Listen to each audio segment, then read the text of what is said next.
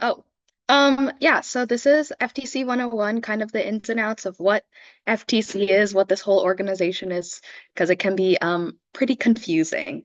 We're Team 18127, all hands on tech. My name is Dominique, and this is Karen. Okay. We're a team from Lake Oswego, Oregon, and this will be our fifth year as an FTC robotics team. We strive to inspire communities and empower minorities in STEAM with inclusion, innovation, and equality. So some things we'll be covering is, first of all, what is FIRST? So like the organization and like the structure. Secondly, we'll be talking a little bit about like the team and how it's organized into like sub areas and how you can like some ways to organize the team. So we will also be talking about the robot and game, rules, a typical game, FTC robot anatomy. And then we'll be talking about the season overview. So we'll talk about how like overall there's going to be league meets versus qualifying tournaments and competition and like how the competition day would go. First of all, first about the organization a little bit. So FIRST stands for Inspiration and Recognition of Science and Technology. And I have not memorized that, but I probably should. I don't actually, but you don't actually need to know that very much. So it's a global nonprofit that prepares young people for the future through a suite of inclusive, team-based robotic programs for ages 4 to 18. So you may have heard of like a bunch of different FIRST programs. First, there's like FLL, so First Lego League. There's FTC, which this one is First Tech Challenge, and then there's FRC, which is First Robotics Challenge. They kind of go in that order for like difficulty, with the first Lego League being Lego robots and block coding. FTC has slightly smaller robots, significantly smaller robots than FRC, and so FRC games are just a lot more complex than FTC, and FTC is kind of the middle ground for that. Most people use Java, but you can still use block coding, and the robots are kind of small in comparison to FRC robots. Yeah, and FIRST kind of incorporates all of FLL, FTC, and FRC. It's like the overall organization that all of those things run through. Yeah, it's the organization that has like these like three separate sections for people who want to compete for all ages. And then there's ORTOP, Oregon Robotics Tournament and Outreach Program. Its goal is to welcome, engage, educate, and inspire Oregon's youth and their diverse communities through robotics programs like FIRST. So they've also been helping out with like they work with FIRST to bring us like tournaments and stuff like that. Um, oh, I talked a little bit earlier about like FTC, but it's a programming in which students learn to think like engineers. So it has up to 15 members in teams, and the grades typically are from 7 to 12. You can have younger, but like the recommended ages are from grade 7 to 12. Robots compete in an alliance format against other teams, but we'll be like covering more about like game structure later, so we won't get into that right now. But you work with one other team to compete against two teams, and it's a two versus two match. Some first values are gracious professionalism, which is defined differently for a lot of teams, but it kind of goes with cooperation, which is the idea that all teams get to participate to their best of their abilities. So it's the idea of trying to hold together like both community and competition. So you can be competitive without like playing dirty and stuff like that. It also has a bunch of core values, as you can see the picture: discovery, innovation, impact, teamwork, inclusion, and fun. I don't want to get into those. They're basically like the goal is that each team kind of embodies those, and that kind of creates the really awesome community that FIRST is. Yeah, so next we're going to talk a little bit about team structure. And this can be different for like each different team. This is mainly based off of what we as our team does, and what we found to work for us, but it could definitely be different for whatever works for you. So for us, we have split into like sub teams, but we'll refer to those as sub areas in this text. As you know, of course, different teams can structure things differently. So the kind of main sections and things that your team will need to work on is build, where you design and prototype, build, and then test and revise your robot. As you can see from the picture here, it's kind of circled around with which colors kind of correlate with which teams. CAD is more optional, but it can be very helpful in creating and more in the design aspect of building your robot. So you can use CAD, which is computer-aided design, to create custom pieces or help prototype or design and test out your ideas without having to spend the time actually building. Especially if you don't have the materials yet, that's really helpful. And then, of course, we have programming who program our robot and make it able to move and do all of the cool things that it does. And they also help test and revise the robot. So you might be able to see that there's a lot of overlap between all of the teams, kind of showing how we all work together. And it's really important that everyone works together and understands what's going on so we can work effectively and make the robot to the best of our abilities, I guess. Next, we have Drive Team, which is basically they're the 3 or 4 people who are who are going to be driving and the robot and competing in matches. And so not the whole team does that. It's actually only 3 or 4 people. The 2 drivers, driver 1 and driver 2, typically one of those does like the chassis moving, so like moving forward, backward, side to side, stuff like that. And then the driver 2 typically does all of the special movements. So like if you have an arm, then they'll control the arm and stuff like that. And then you have a driver coach who kind of is there like extra set of eyes. And you have a human player who will do all of the what's it called? The touching the game elements. Yes, touching the game elements. They're the ones who put the game elements onto the field and stuff like that. In this season of competition, the human player like attaches the clips to the specimen and like places them into the field. Yep. Okay. We also have our very important business outreach and project management sub areas. And so this is something that you probably don't think about when you are thinking, oh, robotics, we're building a robot, programming a robot, competing with a robot. But outreach and business and project management are all super crucial for your team as well. They help fundraise, they help connect you with the community, which is actually a really big thing. And you get scored a lot on that as well as your actual robot performance. So outreach, like I said, connects with the community both in and outside of FIRST. So that could be like connecting with other teams and helping mentor other teams or learning from other teams. And outside of FIRST, that could look like going to a industrial, I don't know, a business or something and getting a tour or talking with a professional who works in a STEM field and stuff like that and learning from them and also teaching them about FIRST. Business, kind of like the name entails, manage the funds and team branding and social media stuff. And then project management helps keeps the team organized and everything on track, make sure things are running smoothly and we are, getting to the goals that we've set for ourselves. Okay, so a big thing about the team is the robot, of course. And so you have the you have the chassis, which is kind of like the base and the foundation of the robot. And then, of course, you have sub-assemblies, such as the intake or the delivery mechanism or the transition mechanism. And like last year, we had a special assembly, which was like the drone shooter. I don't know if you can see my mouse on here, but like this would be a special assembly. This right here in the front with the wheels is the intake, and that's how we intook our the little pixels that were last year's game elements. And then they went into the robot and lifted up like that.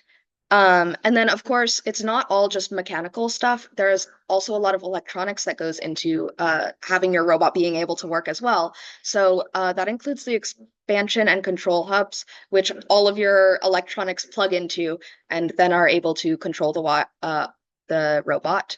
Yeah, and then you also have wiring, and wiring is really important because it's important to have good wire management and be organized in that sense, because then your robot, if you aren't organized, then your robot has a lot more opportunity for stuff to go wrong in that sense. So if you have moving parts, wires could get yanked out or messed up and kind of broken, or even I've seen a couple of robots in competition, like one robot accidentally rams into another one and then they like get turned off accidentally, or they yank a wire out and then the robot is basically isn't able to compete anymore. And it's really sad when that does happen. So make sure that you have good wire management. And that could even just be like zip tying your wires away so that they're out of the way and not a hazard. We also yanked out one of our camera once during the Yeah, match. we've definitely done that ourselves as well. So, okay. So robot and game. We'll talk a little bit about league meets versus qualifying tournaments and a lot of other stuff. So first of all, here are some helpful links. The first one is Game Manual Zero, which is a helpful website that was made to be like a comprehensive guide to FTC. It has a lot of information on stuff like design skills, common mechanisms, software, lingo, and like a lot of other things. So it has something for like every section of robotics. It's a very helpful guide. There's also the competition manual, which is something you should absolutely read because it tells you all the rules to the game and how the game works and stuff. In previous years, we had it as in previous years there were two game manuals, Game Manual 1 and Game Manual 2, where Game Manual 1 was kind of like the general rules that didn't really change that much from year to year. And Game Manual 2 was the game specific rules that changed every year for sure. This year they combined it into the competition manual. So you only have to read one document, but it is a pretty lengthy document. But also you kind of have to read it to be able to compete. So it's very important to read. It's like I said, it's impossible to compete without having read it. And it has rules, like what awards you can get, point values for each action, and etc. Okay, so game structure. A match is 2 minutes and 30 seconds long. The first 30 seconds are autonomous, in which there is no input from the drivers. They cannot touch their controllers at all. You just press the buttons and then it starts going. In previous years, you usually have to like sense something, but this year there's no camera vision and stuff like that. So, and then after that is the driver control period for 1 minute and 30 seconds. During that period, drivers like drive around and it's like the main part of the game where you try to get as much stuff into the scoring as you can. But typically autonomous and endgame are only 30 seconds, but they're like weighted more heavily because there's usually specific tasks you can only do during those periods that are worth a lot of points. The last 30 seconds of the driver control period, so it's kind of 2 minutes of driver control period, are end game. During those last 30 seconds, nothing really changes, but they add like additional objectives that you can do during those last 30 seconds to get additional points. For instance, hanging in this season. You can only hang during the last 30 seconds and yeah, you get extra points. You get a lot of points. Alliances. So at the beginning of the league or tournament or whatever you're competing in, you'll receive a match schedule, which will look like 4 columns and team numbers and rows, and you'll be either part of the blue team or the red team, and you'll see your teammate based on their team number, and then you'll have to it's a good idea to coordinate with them before like your match together, like a few rounds before your match together. And then there's the drive team, which Dominique mentioned earlier. There's 2 drivers, 1 coach, and sometimes a human player.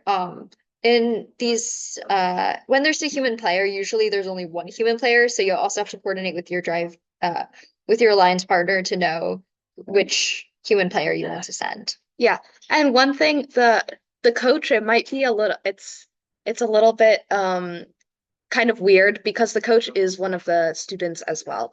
So it isn't like a coach or an adult coach or mentor of the team. It is actually one of the students who is there helping out their drive team. Okay, scouting. During the tournament, if you are a top performing team, then you may become a team captain, which means that you will have to, in the end, like to do the qualifying rounds, you may have to select teams to alliance with. Even if you're not in the top 4, which is typically who gets to choose partners, you should still be scouting because often top performing teams pick other top performing teams. So like the first place team might pick the second place team, and that means that the third place team, the fourth place team, and the fifth place team still have to make alliances. So so up to like the eighth, it's possible to become a team captain, I think. Uh, to prepare for this possibility, scout teams. It's also just like really friendly to be scouting teams. It gives you a motive for outreach and gives like non-drive members something to do because sometimes they kind of don't have anything to do and then they kind of just sit at their table and that doesn't like look very good in front of the judges. Um, it's also like nice to know about other people's robots. You can use that information in competition. You can ask them like, oh, if like how well do you do in autonomous? Can you do certain functions in autonomous? And then when competing with if you are partnered with them, then you may not have to even talk to them as much to get like all that information and cram it before a match. Because usually it's kind of hectic during meets if you're in the drive team and you may not have the time to always go over and check with them. Strategy varies a lot by season, of course, because the games change a lot. Some seasons rely heavily on speed, whereas others rely on strategic placement. This season seems to be one that looks like it would need a lot of speed because there's not that many variety of things you can do. But in our previous year, it was kind of important to make mosaics, which is where you put like certain colors in rows rather than just trying to cycle really fast. This changes how you work with other teams and what to prioritize on your robot, so you should definitely consider that. It's like an additional thing for the drive team to pay attention to. Okay, number 4, competition. We're gonna try to go fast on this because we're running out of time. Okay. Um, Yeah, so what does our competition day look like? So again, the lingo is kind of confusing. You have league tournaments, which are kind of like work up to the qualifying tournament. The qualifying tournament is where you go to qualify for state, qualify for the higher level competitions. And the league tournaments are optional, but we would highly recommend going to them because some of your scores from them, if you do participate in them, do count towards the qualifying tournament. The highest 5 scores from all of your meets during the league tournaments will qualify and count during the qualifying tournament. So they can replace some of the ones if you have like some worse runs during the qualifying tournament. League tournaments typically happen every couple of weeks. There are meets 0, 1, 2, and 3. So there are 4 league meets. And yeah, there are 5 matches per meet. There's no judging presentation. And it's typically around half a day. Qualifying tournament does include a judging presentation, which we have a presentation on later. But that's basically where you have to present to the judges and you talk about what you've kind of learned this season. That's where you come in and talk about your outreach and also what your robot does, but stuff like that. Yeah.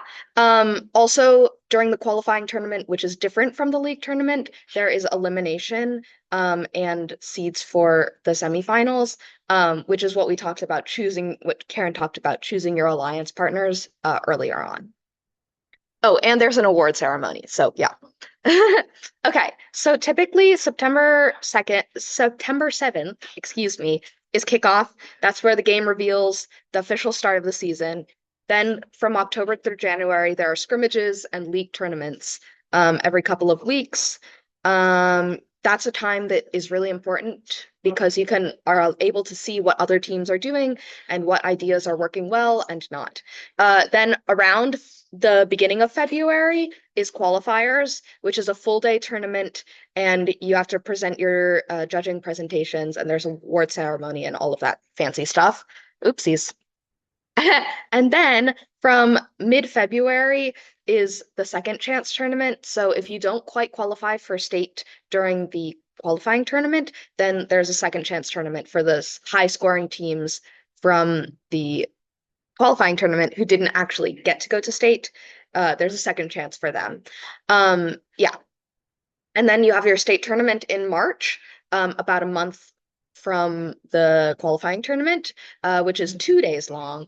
1 day for all of the inspection and presentation stuff going on, and then another day for all of the matches and the closing ceremony and stuff like that. And we didn't talk about this earlier, but inspection is something that all teams are kind of responsible and need to go through in order to compete. At league tournaments, there is like well, at all of the tournaments, there's inspectors going around. And basically, there's like a list that they go through and ask you questions like, hey, are all of your parts legal? Are you going to damage the field? Stuff like that. Inspecting your robot. And then the second part is inspecting your robot on the field and making sure that all of your code stops and when it's told to and stuff like that. So it isn't dangerous at all. And then finally, May is when Worlds is. It's a week-long competition with teams from all over the world held in Houston, Texas. Yeah, and we've never been to Worlds, but we've heard that it's a super, super fun and amazing experience. So yeah, and that kind of wraps it up. We have, yeah, if you would like to contact us, please contact us through Instagram or YouTube or email. Like We'll be posting our seminars Yeah. on our YouTube. We didn't leave enough time for questions because the next presentation is in 2 minutes. But if you have any questions, feel free to email us and we will get back to you as soon as possible.